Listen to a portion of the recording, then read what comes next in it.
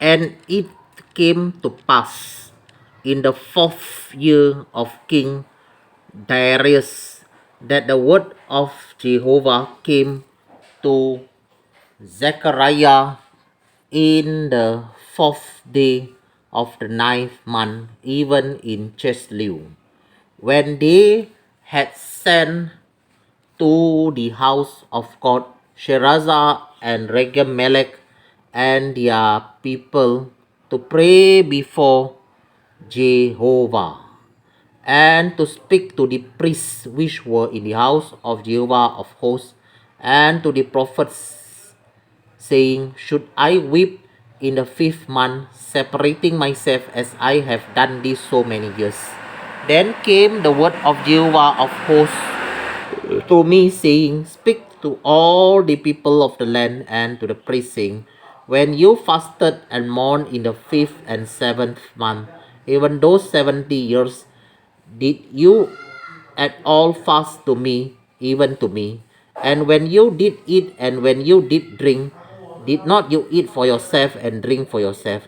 Should you not hear the words which Jehovah has cried by the former prophets, when Jerusalem was inhabited and in prosperity, and the city thereof round about her, when the people inhabited the south and the plain? And the word of Jehovah came to Zechariah, saying, Thus speaks Jehovah of hosts, saying, Execute true judgment and show mercy and compassion every man to his brother, and oppress not the widow, nor the fatherless, the stranger, nor the poor, and let none of you imagine evil against his brother in your heart. But they refused to listen, and pulled away the shoulder, and stopped their ears, that they should not hear. Yea, they made their hearts as the hard stone, lest they should hear the law and the words which Jehovah of hosts has sent in his spirit by the former prophets. So came a great wrath from Jehovah of hosts. So it is coming to pass that as he cried, and they would not hear. So they cried, and I would not hear, says Jehovah of hosts. But I scattered them with a whirlwind among all the nations whom they knew not. Thus the land was desolate after them, that no man passed through nor returned. For they laid the pleasant land desolate. फिर दारा राजा के चौथे वर्ष के किस्लेव नामक 9वें महीने के चौथे दिन को यहोवा का वचन जकरिया के पास पहुंचा। बैतल वासियों ने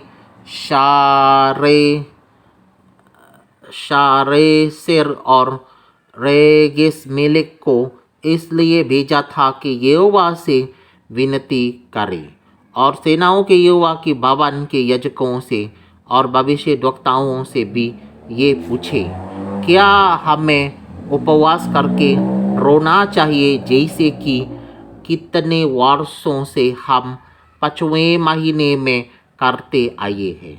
जब सेनाओं के यहोवा का ये वचन मेरे पास पहुंचा, सब साधारण लोगों से और याजकों से कहे कि जब हम इन 70 वर्षों के बीच 5वें और 7वें महीनों में उपवास और विलाप करते थे, तब क्या तुम सचमुच मेरे ही लिए उपवास करते थे? जब तुम खाते पीते हो तो क्या तुम अपने ही लिए नहीं खाते, और क्या अपने ही लिए नहीं पीते हो? क्या ये वो ही वचन नहीं है जो यहोवा पूर्व काल के भविष्यद्वक्ताओं के द्वारा उस समय पुकार कर कहता रहा, जब यरूशलेम अपने चारों ओर के नगरों समेत चैन से बसा हुआ था, और दक्षिण देश और नीचे का देश भी बसा हुआ था? फिर यहोवा का ये वचन जकरिया के पास पहुंचा, सेनाओं के यहोवा ने यूँ कहा है, खराई से न्याय चुकाना और एक दूसरे के साथ कृपा और दया से काम करना, ना तो विधवा पर अंधेर करना, ना अनाथों पर, ना परदेशी पर, और ना दीन जन पर और ना अपने अपने मन में एक दूसरे की हानि की कल्पना करना। परंतु उन्होंने चित्त लगाना ना चाहा और हठली किया और अपने कानों को बंद कर लिया ताकि सुन ना सकें। वरन उन्होंने अपने हृदय को इसलिए पत्थर सा बना लिया कि वे उस व्यवस्था और उन वचनों को ना मान सकें जिन्हें सेनाओं के यहोवा ने अपने आत्मा के द्वारा पूर्व काल के भविष्यद्वक्ताओं से कहला भेजा था। इस कारण सेनाओं के यहोवा की ओर से उन पर बड़ा क्रोध बरका। सेनाओं के यहोवा का यही वचन है, जैसे मेरे पुकारने पर उन्होंने नहीं सुना, वैसे ही उनके पुकारने पर मैं भी ना सुनूंगा।